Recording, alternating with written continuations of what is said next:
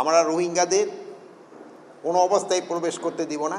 তারপরেও যারা ওই যে আপনি একটা বললেন সংখ্যা ঘুরে গেলে, ওটা হয়তো মানবিক দিক বিবেচনা করে আমরা হয়তো তাদের, যেহেতু ওই এলাকায় যুদ্ধ হচ্ছে, তাকে পাঠানো যায় নাই, বাট আমরা ম্যাক্সিমামে কিন্তু পাঠাই দিছি।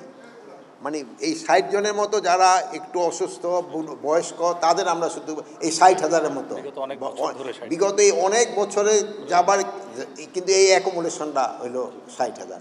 আর একটা জানেন যে আপনারা যে আমাদের সাথে যে মিয়ানমারের যে বর্ডারটা ছিল, এটা পুরাটা এখন আরাকান আর্মির দখলে চলে গেছে। এই লাস্টের যে মংদু ইটা ছিল, ওইটাও কিন্তু আরাকান আর্মির দখলে চলে গেছে। এখন যে আমাদের বিজিবির যে তাদের সাথে যে বর্ডারে যে একটা কথাবার্তা বলা, এইটাও কিন্তু ওইরকম তাদের সাথে কোনো জায়গা নাই। এই জন্য আমাদের তাদের সাথে কথা বলতে হলে এখন কোনো শিপে গিয়া হয়তো কথা বলতে হয়তো আনঅফিসিয়ালি, তাও কিন্তু অফিসিয়ালি করা যাচ্ছে না, যেহেতু এই একটা সমস্যা তো আছে। তো আমাদের সরকার চেষ্টা করতেছে এইটা যে যত তাড়াতাড়ি সম্ভব এই সমস্যাটার সমাধান করার জন্য।